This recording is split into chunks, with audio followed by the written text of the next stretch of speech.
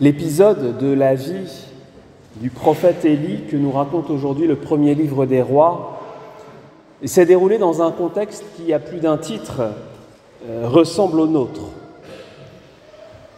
Au début de ce que l'on appelle le cycle d'Élie, on lit en effet dans les Écritures « Akab devint roi sur Israël. Akab fit ce qui déplaît au Seigneur et fut pire que tous ses devanciers, irritant le Seigneur, Dieu d'Israël, plus que tous les rois d'Israël, ses prédécesseurs. » Le règne d'Akab et de la reine Jézabel, son épouse, est donc présenté comme le paroxysme du mal, de l'injustice, de l'impiété, de l'idolâtrie. Et à cette époque, Élie, le prophète, est le seul prophète précisément à être resté fidèle au Seigneur.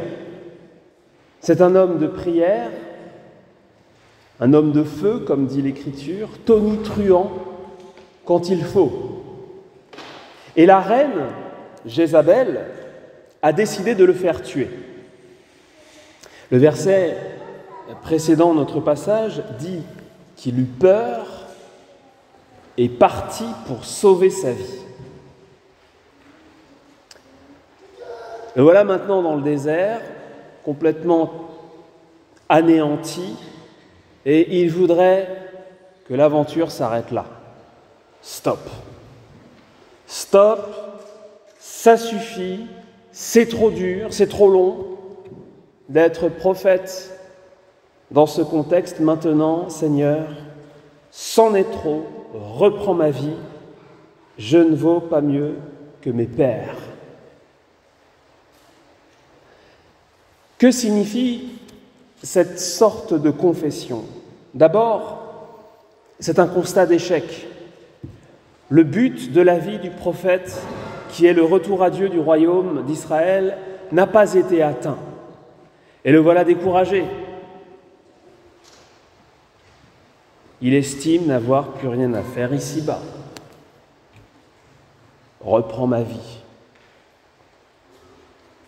Et c'est aussi, sans doute, l'aveu d'un péché, l'aveu d'une lâcheté. Cet homme de feu que le roi Akab surnommait le fléau d'Israël, eh bien cet homme a eu peur, il a fui devant l'oppresseur, devant le pouvoir pervers et corrompu. Au final, donc, il n'a pas su résister, il n'a pas pu se maintenir, pas plus qu'Israël qui, avant lui, s'est laissé entraîner au péché. Je ne vaux pas mieux que mes pères, je ne suis pas meilleur que les autres. Ne pas réussir, ne plus résister, être découragé, abattu, se sentir fautif, ça vous rappelle peut-être quelque chose. Le tout au milieu d'un monde devenu païen, peut-être ça vous rappelle quelqu'un. Vous voyez bien que cet épisode de la vie d'Élie nous parle à nous, nous qui sommes appelés par le Seigneur à témoigner par les temps qui courent, à manifester en ce monde le Seigneur Jésus.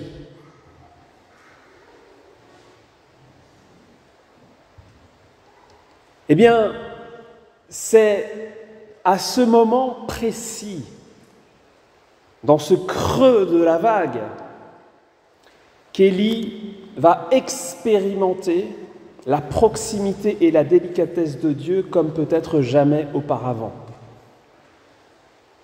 Élie s'endormit, mais voici qu'un ange le toucha et lui dit « Lève-toi et mange ». Et il y avait là une galette cuite sur des pierres brûlantes et une cruche d'eau. Il mangea, il but et se rendormit. Une seconde fois, l'ange du Seigneur le toucha et lui dit « Lève-toi et mange, car il est long le chemin qui te reste. » Comme c'est beau, comme c'est touchant, et c'est le cas de le dire, cette tendresse de Dieu qui se manifeste par un geste si humain. Le Seigneur qui se manifeste par un ange touche son enfant, touche son ami, une main sur l'épaule ou sur le bras ou sur la poitrine pour réveiller l'enfant qui dort. Vous connaissez peut-être ces mots de Paul Valéry, le poète, « Ce qu'il y a de plus profond en l'homme, c'est la peau. » Ce qu'il y a de plus profond en l'homme, c'est la peau. Et c'est vrai qu'on peut atteindre notre cœur simplement en effleurant notre épiderme. Ces mots ont leur part de vérité. Il arrive qu'un jour, quelqu'un vous touche, et par ce seul geste, vous vous sentez aimé, vous vous savez aimé. C'est un geste qui peut être rare, qui est chaste, qui plus est, et qui fait surgir en vous cette certitude « Je lui suis cher. Je lui suis cher. » Eh bien, un geste comme celui-ci, il y en a plein la Bible. Et ça veut donc bien dire que Dieu est comme ça, avec nous. Il y en a plein la Bible, comme dans le livre de Daniel, terrorisé par des visions. Un être, comme un fils d'homme, le touche et le réconforte. Il dit « Ne crains pas, homme des prédilections. » Ça, c'est mon surnom, mais c'est le vôtre aussi. Homme des prédilections. Paix à toi, prends force et courage. Comme dans l'Apocalypse, où Saint Jean tombe aux pieds du Seigneur ressuscité comme mort, mais Jésus posa sur moi sa main en disant « Ne crains pas ». Et déjà, cette main du Seigneur s'était posée sur Jean, le disciple bien-aimé. C'était après la transfiguration avec Pierre et Jacques. Les disciples tombèrent sur la face, tout effrayés, mais Jésus, s'approchant, les toucha et leur dit « Relevez-vous, n'ayez pas peur ». Si souvent dans l'Évangile, on voit Jésus poser ses mains sur les gens, sur leur visage. Ils sont nombreux, celles et ceux qu'il prend par la main, ces enfants qu'il embrasse et qu'il montre en exemple. Cela doit nous inspirer, quel que soit le contexte, quel que soit l'effondrement autour de nous, la confiance, la certitude, la foi en la proximité permanente du Seigneur Jésus et sa délicatesse à notre égard. Ne soyez pas apeurés, ne soyez pas découragés et résistez à la tentation du désespoir si elle se présente. Résistez au désespoir comme au diable, parce que vous êtes aimés de manière inconditionnelle et pour toujours, quel que soit le contexte, comme l'écrit saint Paul aux chrétiens de Rome, qui nous séparera de l'amour du Christ? Allez, dites pour voir. La détresse, l'angoisse, la persécution, la faim, le dénuement, les périls, le glaive, puisqu'il est écrit « À cause de toi, Seigneur, on nous met à mort tout le long du jour. » Mais en tout cela, nous sommes les grands vainqueurs grâce à celui qui nous a aimés. Romains chapitre 8. Celui qui nous a aimés, celui qui nous aime jusqu'à l'extrême de l'Eucharistie. Et vous voyez, l'Eucharistie, c'est toute la proximité de Dieu, toute sa tendresse pour nous, dans un monde qui semble, à bien des égards, dominé par le mauvais. Ça n'est pas moi qui le dis, d'ailleurs, c'est Saint Jean. Le monde entier gît au pouvoir du mauvais. Mais nous avons l'Eucharistie, donc ça va. Et ce moment si particulier dans la vie du prophète Élie me fait aussi penser à la fin de l'évangile de Jean, ce moment après Pâques, où le matin déjà venu, Jésus se tient sur la plage, sur le rivage. Une fois descendus à terre, les disciples complètement découragés, qui s'en sont retournés à leur carrière, pas folle du tout, de pêcheurs, du lac de Galilée. Apparemment, ils avaient bien des déboires, les nuits à pêcher sans rien prendre.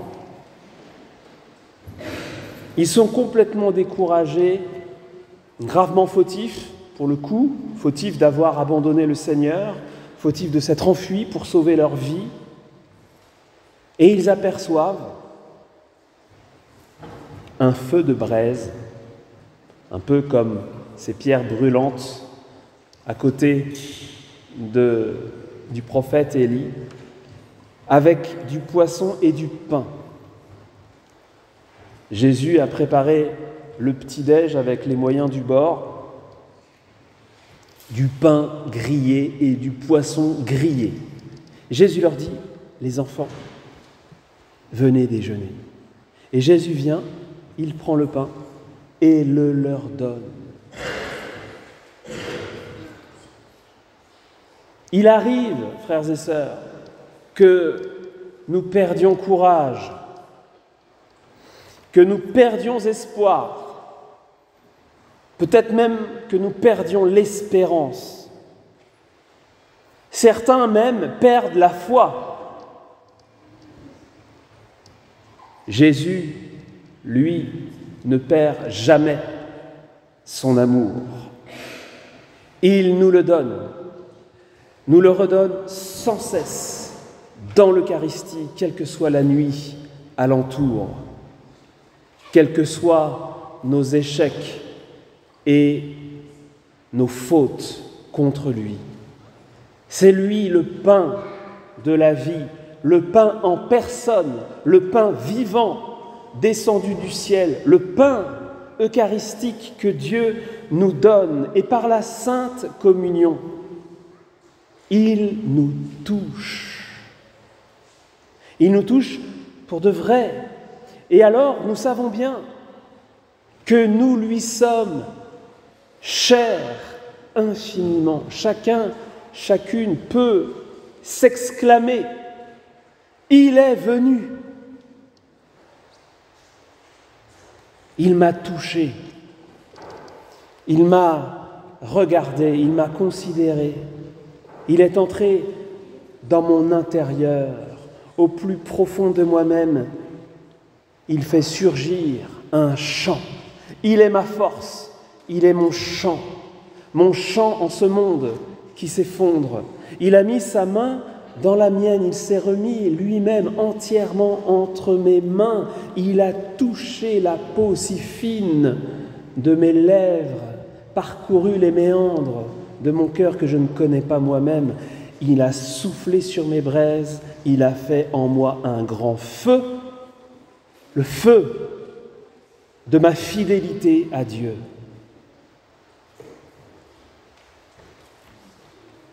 Jésus vient maintenant.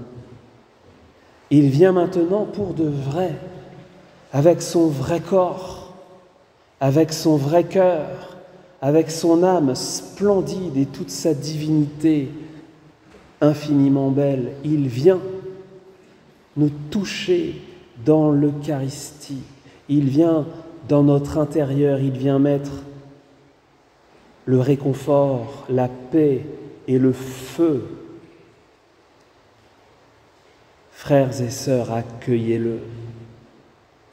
Je m'étonne encore souvent de voir, après la communion, tel ou tel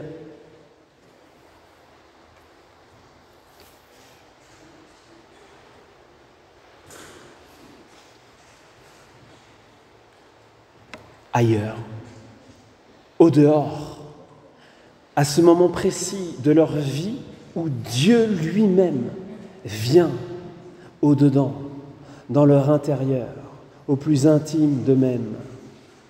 Et ils ne sont pas là. Si, quand Jésus vient, vous n'êtes pas là, vous ne le rencontrerez jamais.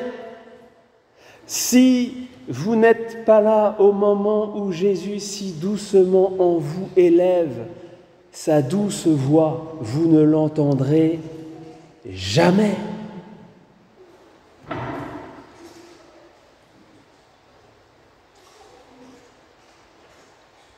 Jésus vient.